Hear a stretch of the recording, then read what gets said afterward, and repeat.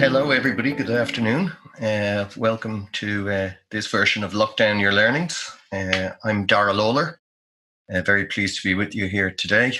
So today I'm going to be talking about colouring outside the lines. I'm just going to try and draw some parallels between what I've experienced over the last 30 odd years with technology and business, and maybe get some bearings on where we go next. So colouring outside the line. So when Dave Feenan from ICT asked me would I give a talk, it was an opportune and apposite time, because I suppose COVID has given us all a bit of time to reflect and evaluate things, and it will also force us all to reposition, reinvent, innovate, both personally and in our business lives. You know, it really doesn't matter whether we're producing cupcakes or devising ETF strategies. The changes over the last few months are going to be lasting in our world. I've been doing my own personal evaluations around that. It's a good time to take soundings, find bearings, and decide what you're going to do next. So I want to use my personal journey to look at innovation and emerging technologies, see how they've impacted on the business environment over the last 30 years, and explore what we can do as we reimagine our businesses and look for opportunities going forward. To talk a little bit about my personal journey, when I was looking up the definitions of a career, there were two that came to light. One being that general course of progression of one's working life, but also it means to move forward at high speed, often with minimal control. And I think I've probably achieved a blend of both of those so far. Spent the first 10 years of my life after I left school really just trying to figure out what I was going to do with myself. I didn't go to college, and I'll talk a bit more about that a little later on. Then I wound up in IT by accident and spent 20 years in that space, working in localization business, in web, in e-learning, and a variety of different elements of the IT world, which was just exploding throughout that period. And then subsequently, courtesy of the recession in 2008, 2010, I wound up on the business side with a big US corporation, State Street, working as an interlocutor in there with between on the business side, working with IT, and also subsequently working in the fintech community also. So it's been interesting. I live 2 miles from where I grew up, but with the exception of geography, where I am now and where I left are two very, very different places at numerous levels. I currently find myself as someone who has chosen this crisis as the time to start a business. Why waste a good crisis? So I've just kicked off my own advisory business. I'm pleased to have a couple of great clients on board already, Writing Software and Gecko Governance, Scale Digital, and also have a pipeline of others with whom I hope to be able to take to engagement over the coming months. I also sit on the Irish Fund's Innovation Skills and Technology Steering Group and on their FinTech Working Group. So let's go back to when I left school back in the 80s. A couple of things. I just gathered a couple of pictures here. Up in the top left, you'll see there's a slide rule and a calculator. I got my first brush with technology was buying a second-hand calculator at a school fair in about 1980 and bringing it home, where my father was scandalized. My father was he taught physics, applied maths and chemistry in Bolton Street and lived by his slide rule. He confiscated the calculator on the basis that it makes one's mind go flabby. Something that he may very well have been correct about, but nonetheless, technology marched on. And when I started in my first job in the printing industry, in the repro world where printing plates are built, I shared my office with a machine like the one in the bottom right-hand corner there, Quadritech, which was a photo typesetting machine using 5 3/4 floppy disks, and which at the time I was earning £3,200 a year. That machine cost £25,000. The floppy disk held 360 kilobytes of data, and the output had to be developed to bromide afterwards. So it's fair to say technology at that stage was very nascent. There's an XP personal computer over on the other side. Again, they were phenomenally expensive. I think they sold at around £2,000. You can see the modem there, $1,000. So technology was seeping in at the beginning of the 80s, but it was very much hadn't fully made its impact. But the typewriter was being replaced by the word processor, the telex being replaced by fax, and my father's slide rule, I think it's fair to say, has been eclipsed by the calculator. Moving on into the 90s, I found myself through a contact with whom I used to play music in bands, getting a job in a company called International Translation Publishing at Bray. We were in the business of localizing software, which meant as software and personal computing had taken off in the States in the late 80s, but it was really probably only coming into the 90s when it came into its own in Ireland. Growth was rapid with a huge amount of companies like Apple, Dell, Compaq, Oracle, etc., coming to Ireland. I think the internet started off here in about 1991, and IT became all about connectivity. So while back in the 80s, we were looking at just grinding work through better. So a word processor could replace a typing pool.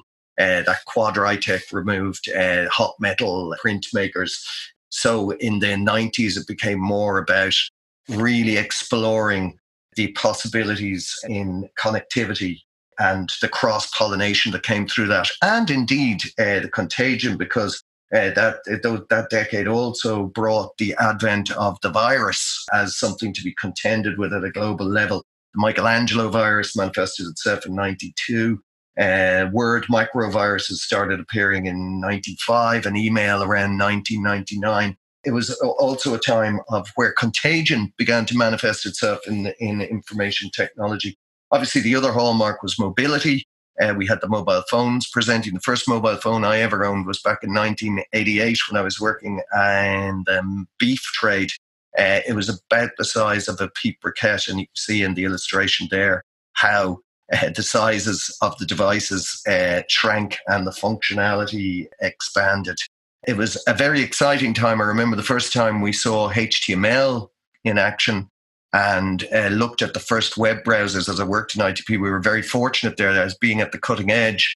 We were the guys who were translating software. The business challenge that was put in front of us was how can corporations simultaneously ship in multiple languages and multiple markets in order to keep their competitive edge. That was our challenge, and that was what we attempted to do. And as a result of that, we got the first look at, you can see the IBM ThinkPad down there in the corner.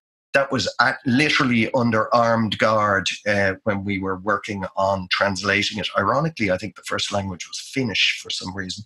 It was very much a great window into the potential of information technology, and a really, really exciting and ideological time. We could see ourselves as being at the forefront of democratizing information, sharing data, building the biggest library in the world, and working in multiple languages and multiple cultures as a result of it. To this day, I'm married to a Spanish woman. Two of my best friends, one is an Italian man married to an Irish girl, another one is another Irish bloke married to a Portuguese girl. There was a huge melting pot in Dublin at that time, and localization business, I think, was the antecedent, and its gene pool is still continued on in natural language processing and how advanced we are in that here in Ireland. And also the fact that our Facebooks and LinkedIns and Airbnbs and Google and all the rest of it are here. And we can see many, many flags being presented in those offices to this day.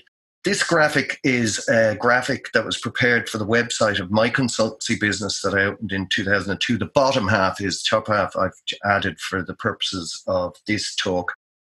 This is a localization workflow, but I think it gives a very good sort of example of how an IT-enabled workflow on a global basis was put together. So I was talking to Brendan Boyle from Boyle Design Group this morning, and he created this for me in 2000. So that's 20 years ago. I think it's still fresh, and I think it's still, you could change the names of some of the acts up on top, but I think it's a really, really captures what a distributed workflow looks like. In this case, it's about translation, but I've spent the last 10 years looking at doing exactly the same thing around fund accounting, moving across through the chevrons. In this example, though, what we were doing in ITP back in the 90s was we were taking source software from our typically US clients. We were doing the analysis to decide how best to tear the software, the help, the documentation, the packaging files apart so as they could be translated. And that wasn't just about language. That was about things like decimal separators, date formats, commas, stuff like that wreaked havoc in programs such as the likes of your Excel, Lotus 123, what have you, and had to be dealt with and planned for in advance. Then we'd go to Hungary. I was involved in setting up a engineering outpost out in Budapest in Hungary, where the files would be prepared and packaged and then distributed out to all the different language centers where translation would work. Translation initially involved your smart people with good linguistic skills, but then over the 4 or 5 years, the later half of the 90s, very much got involved in trying to develop machine translation techniques in order to reduce the lift there, particularly where you were having iterative versions of software being produced to keep the costs down and to keep the business competitive. Interestingly, a lot of that is where the beginnings of and some of the people who are really senior in the whole natural language processing space now at DCU and places like that, they would have cut their teeth in that world. We then brought the files back together, pulled them together, engineered them, made them all work in their new languages, and then moved them out to India. I spent a year in Bangalore in 1996, where we were early adopters of the concept of offshore engineering centers. And we would work with the guys there to give ourselves the first of the 24/7 cycles in terms of testing, pulling together the product so it was then available in target form to go out. That workflow is a real example of something that probably wouldn't have been possible, certainly in real time, without the advent of connected technology, and was part of the revolution that we now call globalization, and a good reflection of it, albeit a thin sliver of that activity. While all of this opportunism and growth was going on, and as we redrew the lines of what business looked like by virtue of what IT had brought to play in our world, in the financial services world, there was also seismic change coming on. And in 1986, Margaret Thatcher and Lawson and the guys brought in the Big Bang in October 1986, which moved from the trading floors that we saw, the exchanges of pieces of paper and the shouting on the floor, open outcry. I've seen it described as, we moved from that to electronic screen-based trading. And what that meant, it meant a lot of things at a practical execution level. It meant that stuff could happen at greater scale, with records being produced as a consequence rather than subsequent to the process of doing deals. It also meant that it could all be done an awful lot faster. It also really challenged the existing firms that worked in that space, and there was a huge amount of merger and acquisition activity that happened in the financial services world. It was the making of London as a financial centre, and it got them back ahead of, or at least on par with, New York and Tokyo and other centres, and they've kind of remained in that pole position ever since. There was huge euphoria out of it, lots of money made, but also a year later, Black Monday came, which was the first sort of electronic crash, with the FTSE index coming down 23% in 2 days. In October, by November, it was down at 36% off the pre-crash peak, and it took a good couple of years for the stock markets to recover. There was plenty of turmoil attendant with the opportunities that were brought by innovative thinking, innovative regulatory approaches, and innovative technology. So business and technology came together. Great things came out of it, but it wasn't without pain along the way. And also, if we look back at the 90s the 80s, 70s, 80s, and 90s, while all the development of these technological breakthroughs were coming through, and while this transformational connectiveness and connectivity was being pulled in, there was also a lot of turmoil in the world, and I've thrown up a couple of slides here. I love Supertramp, crisis, what crisis? I think that's probably a good way of describing how the technology world kept going in the midst of so much going on. You know, in Ireland, we had in the 70s, we had a series of bank crises. There was actually no banking for periods of 6 months or more in 70, a couple of months in 1976. There was oil crises where the prices of oil went up 400%. There were 3-day weeks introduced in the UK in the late 70s. Petrol prices doubled again in 1979. And the net result of that was that the entire of the 1980s was a recession, certainly here in Ireland, with hundreds of thousands of people emigrating. In 1986, I saw when I was doing research for this, there was 16% unemployment in Ireland in 1986. There was also 16% unemployment in 2012 in the backwash after the Anglo-Irish meltdown, etc.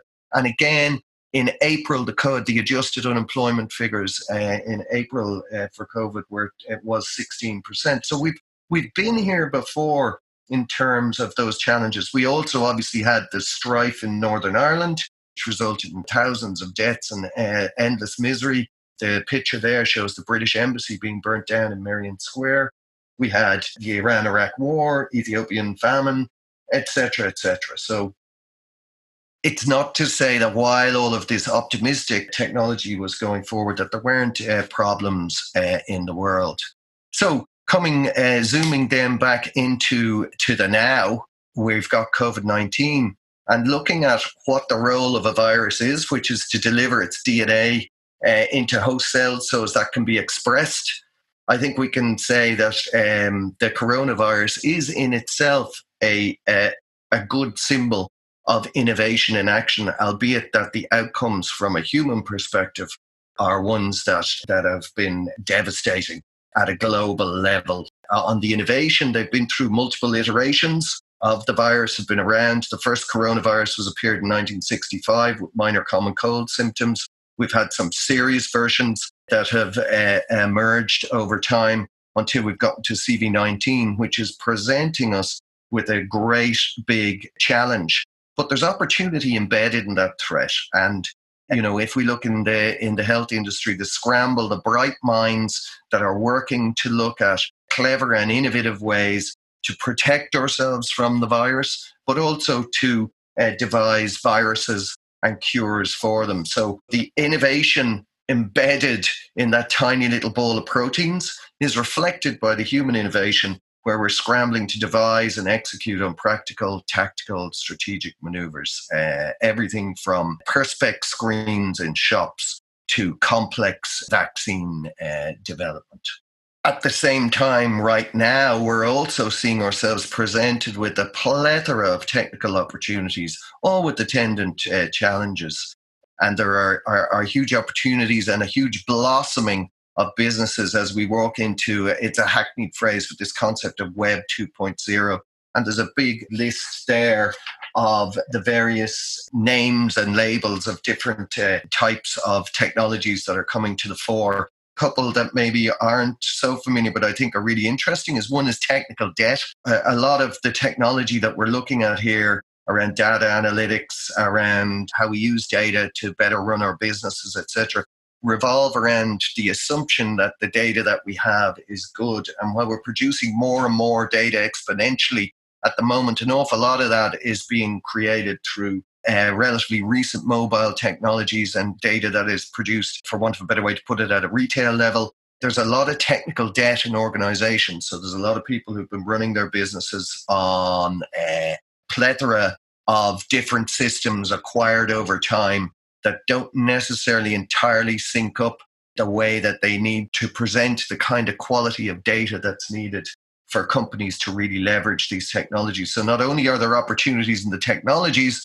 but there are opportunities in bringing companies up through the gap from where their existing baseline is and where it needs to be in order to really leverage the opportunities that are going on this place. There's many people brighter and better than me have spoken to the detail of how these technologies work. I've been very fortunate to have worked with most of them myself, and I feel the same spark of enthusiasm for the potential that these offer as I did when I first saw HTML and browsers back in the 90s. But there's lots there. I suppose the point I'm trying to make here is that the nexus between business and technology, we're now at a point where they're not separate things, they're the same. Technology is becoming less and less a disruptor and more an enabler in day-to-day business, while it still seeks to disrupt in terms of concepts around what people are looking at with distributed ledgers, with artificial intelligence, and with robotics and what have you. So it's fulfilling those two roles. It's part of the status quo at this stage, but also part of the future. It's not without its challenges. This is a slide I like to use quite a lot. So while the technology is there, society does have to catch up. I was really enthused about web technologies back in the 90s and used to bore my friends and anyone who would listen to me about how fantastic it was. And indeed, it gave me great opportunities, and I did very well out of web consultancies in the 2000s.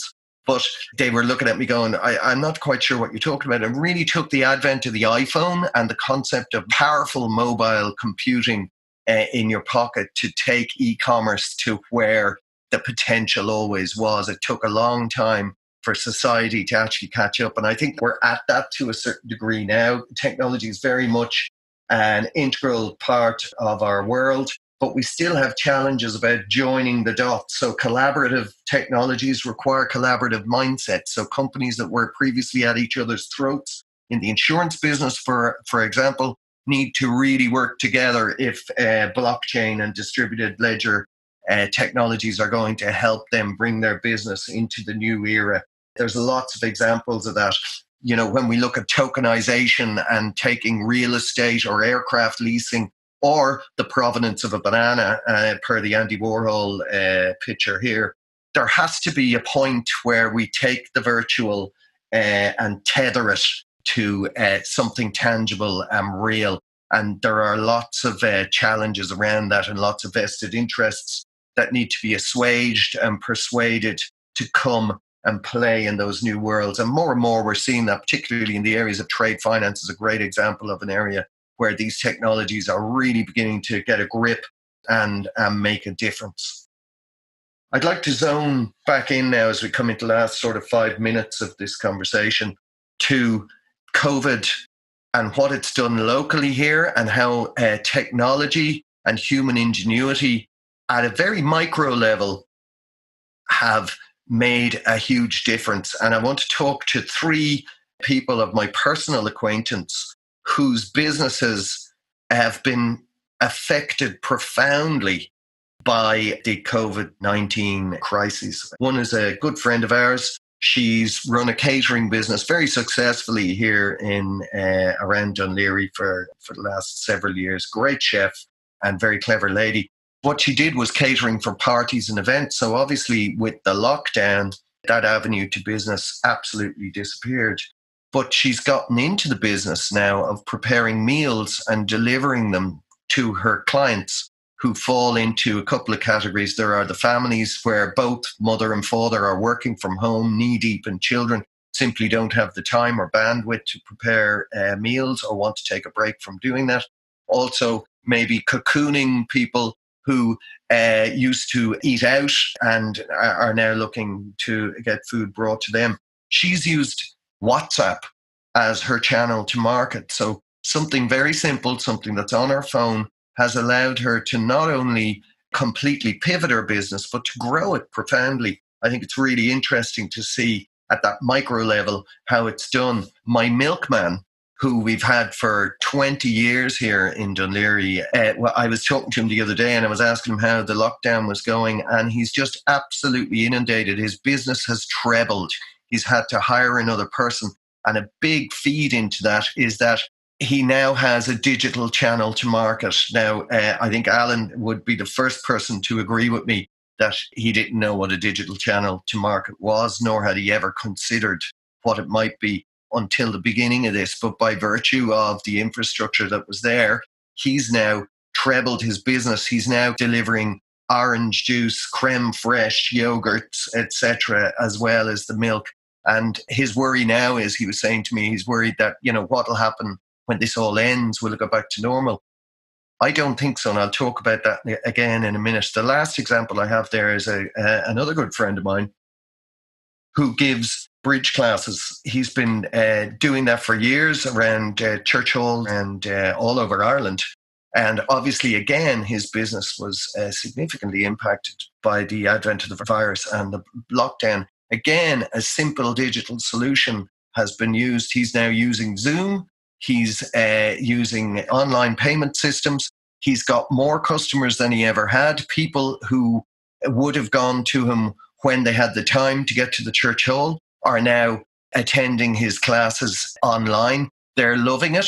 And they're saying, well, look, now as we travel, we can bring you with us. His business has expanded. His overhead has transformed. And the amount of time he has to spend traveling from venue to venue has effectively been eliminated. I think these are great examples of how small tech or standard tech or the tech that we're used to still has tremendous power to transform businesses for people. And I think that also helps to illustrate we can get very excited about, and I have throughout my life, been really excited about technology, but I think it's becoming more and more another tool in the toolbox for business. It's an enabler, but it's business and the marketplaces that define how that tool is used for benefit. Rapid change has been consistent, and technology is a way that allows us to innovate and to work in a more progressive fashion. The real journey, I think, is how human society is adapting to use these tools and to prosper and defend in the face of change. To come to a conclusion, I think, what I'd like to get across is that, number one, innovation is fundamentally human. Technology has a part to play in that, and business practice can reflect that.